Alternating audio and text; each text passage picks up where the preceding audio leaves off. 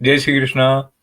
पार्थाय प्रतिबोधितां भगवता नारायणेन स्वयं व्यासेन ग्रथितां पुराणमुनिना मध्ये महाभारतम् अद्वैतामृतवर्षिणीं भगवतीम् अष्टादशाध्यायिनीम् अम्ब त्वामनुसन्दधामि भगवत् गीते भवद्वेषिणीम्। एवरीडे गीता का 109वां अंक जब चलना प्रारंभ हो रहा है, नन्हे नन्हे कदम बढ़ता हुआ कृतज्ञता के भाव से परिपूर्ण भगवान श्री कृष्ण की असीम अनुकंपा में स्नान करता हुआ गुरु कृपा के साथ धड़कता हुआ यह 109वां अंक जिन दो श्लोकों के साथ आप तक पहुंचने वाला है, उनमें भी जीवन की पूरी साधना के प्रचुर संकेत हैं।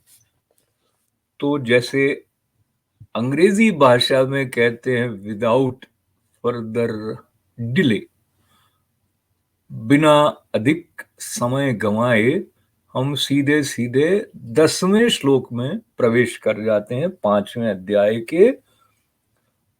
ब्रह्मण्याधाय कर्माणि संघं त्यक्त्वा करोति यः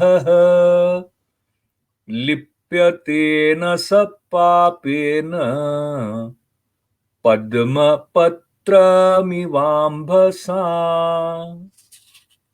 इस श्लोक को सुनने और इसका उच्चारण करने में भी एक विशेष प्रकार का जो आनंद है, उस आनंद का कुछ और स्पर्श इसके अर्थ में प्रवेश करते हुए हमारे लिए खुलने वाला है। तो शाब्दिक अर्थ, जो पुरुष सब कर्मों को परमात्मा में अर्पण करके और आसक्ति को त्याग कर कर्म करता है, वो पुरुष जल से कमल के पत्ते की भांति पाप से लिप्त नहीं होता। तो ब्रह्मण्याधाय मतलब ब्रह्म जो परमात्मा के प्रति अर्पण के भाव से कर्म करता है। ये जो शब्द है ब्रह्मणी, और इसमें जो ब्रह्म शब्द है उसके ऊपर थोड़ा सा ठहर जाते हैं। तो हमारी सनातन परंपरा में और श्रीमद् भगवद गीता में कई स्थानों पर तो वो स्वयं पद्मनाभ, यानी वह जिनकी नाभि के कमल से ब्रह्मा जी उत्पन्न हुए और फिर सारी सृष्टि हुई है, वो स्वयं मुखरित हो रहे हैं, ऐसा संकेत वो देते हैं। यहां पर उन्होंने ब्रह्मण्याधाय कर्माणि जो शब्द कहा है, इसके साथ साथ वो जो निराकार, अव्यक्त, अरूप, सर्वव्यापी, अखंड चिन्मय चेतना वाला जो संदर्भ है ब्रह्म के साथ जुड़ा हुआ, उसका उन्होंने संस्पर्श किया है, ताकि किसी तरह की सीमा में बंधे होने की बात ठहर न जाए। ब्रह्मण्याधाय कर्माणि, तो अर्पण कर्म जिसको करना है वो मोर पंख वाले स्वरूप में हो आवश्यक नहीं, वो सुदर्शन चक्रधारी हो आवश्यक नहीं, पर जिस भी स्वरूप में हम उस अनंत सत्ता के साथ जुड़ रहे हैं, अपने अपने स्वभाव के अनुसार उसमें जो अनंत है, अनंतता है, उसका दर्शन करते हुए उसको अर्पण करना है।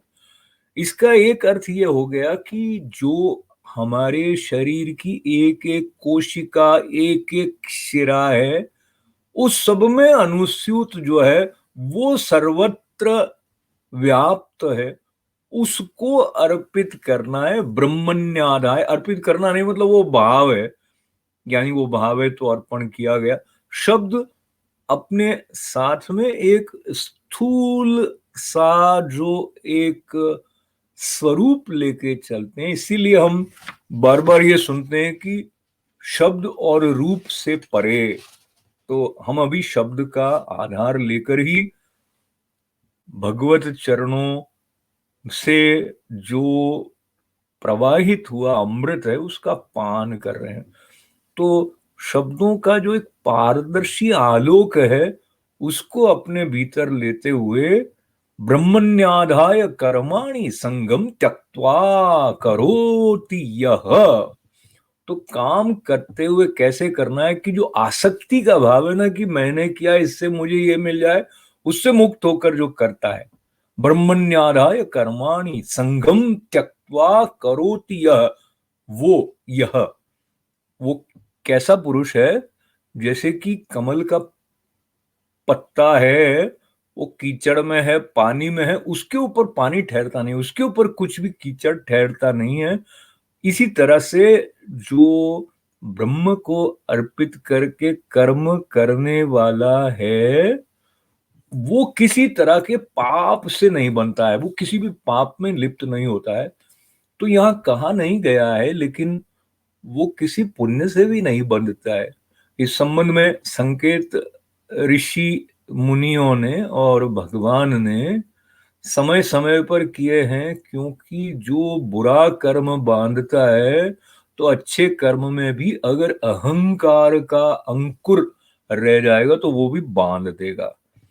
तो इतनी बात कह के 11वें श्लोक की तरफ चल लेते हैं।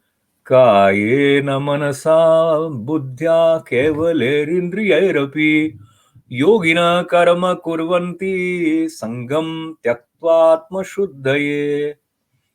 कायेन मनसा बुद्ध्या केवलैरिन्द्रियैरपि योगिना कर्म कुर्वन्ति संगम त्यक्त्वात्मशुद्धये।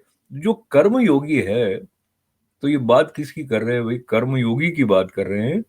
वो ममत्व बुद्धि से रहित है, मैं और मेरापना उसका जो एक संकीर्ण आवरण है वो उससे परे है।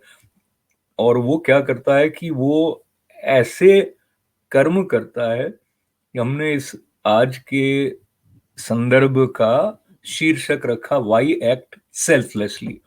वो संकेत यहां आने वाला है कि केवल इंद्रिय, मन, बुद्धि और शरीर द्वारा भी आसक्ति को त्याग कर अंतःकरण की शुद्धि के लिए कर्म करते हैं। अंतःकरण की शुद्धि क्यों आवश्यक है उसके बारे में भी थोड़ा सा संकेत जो प्राप्त हुए हैं उनको देखेंगे। पर पुनः कर्म जो हो रहा है तो इंद्रियों का प्रयोग हो रहा है, मन का प्रयोग हो रहा है, बुद्धि का प्रयोग हो रहा है। इन सब का प्रयोग करते हुए इन सब के द्वारा अमुक अमुक उद्देश्य की पूर्ति के लिए समर्पित होते हुए उसका मुख्य भाव क्या है कि इसको जब ईश्वरार्पण बुद्धि से करूंगा तो मेरा जो अंतःकरण है वो शुद्ध होगा। आचार्य शंकर भी इस बात को बार बार स्मरण करवाते हैं कि वस्तु की उपलब्धि के लिए नहीं वरन चित्त की शुद्धि के लिए कर्म है। तो चित्त की शुद्धि की इतनी आवश्यकता क्यों है? उसके पीछे जो पहले पहले भी कई संकेत आते रहे हैं। जैसे समझिए चित्त की शुद्धि नहीं है तो क्या होगा? काम होगा, क्रोध होगा, क्योंकि कामना पूर्ति नहीं होगी तो क्रोध आ जाएगा, पूर्ति हो जाएगी तो लोभ आ जाएगा। तो क्या होगा? काम क्रोध के साथ में जो दूसरा अध्याय है उसमें एक श्लोक आया था ना, काम क्रोधात् भवति सम्मोह, सम्मोहात् स्मृति विभ्रम, स्मृति भ्रंशात् बुद्धि नाशो, बुद्धि नाशात् प्रणश्यति। तो काम होता है, पूरा नहीं होता है, क्रोध आ जाता है, फिर पता नहीं लगता है, गुस्सा आने लग जाता है अगर पूरा नहीं हुआ तो। क्रोधात् भवति सम्मोह, सम्मोह स्मृति, तो बुद्धि ठीक से काम ही नहीं कर रही है। तो फिर क्या हो जाता है? क्रोधात् भवति सम्मोह स्मृति भ्रंशात् बुद्धि नाश, तो बुद्धि का नाश हो गया तो फिर वो हमारे लिए प्राण घातक हो जाता है। यानी ऐसे सरल ढंग से कहे तो क्रोध का मतलब हो गया कि सीधा सीधा आपने आत्महत्या करने की तरफ कदम बढ़ा दिया। तो इसलिए क्रोध का नियंत्रण करना आवश्यक है। और क्रोध का नियंत्रण करने की दृष्टि के साथ में चित्त की शुद्धि का भाव जुड़ा हुआ है। तो इसलिए पुनः एक बार, ब्रह्मण्यादाय कर्माणि संगम त्यक्त्वा त्यक्त्वा करोति यः लिप्यते न स पापेन पद्म पत्रमिवाम्भसा कायेन मनसा बुद्ध्या केवलैरिन्द्रियैरपि योगिनः कर्म कुर्वन्ति संघम त्यक्त्वात्म शुद्धये। तो आत्मा की अशुद्धि और आत्मा की शुद्धि, इन दोनों के बीच में प्रवाहित हो रहा है श्रीमद् भगवद गीता का यह अमृतमय प्रवाह। उसका आधार लेने का आनंद आपके साथ प्राप्त करने का जो अवसर मिला है, उसके लिए ईश्वर, गुरु और आप सबका आभार व्यक्त करते हुए बहुत सारी मंगल कामनाएं। पूर्णमदः ओम पूर्णमदः पूर्णमिदं पूर्णात् पूर्णमुदच्यते पूर्णस्य पूर्णमादाय पूर्णमेवावशिष्यते। ओम शांति शांति शांति। जय श्री कृष्ण।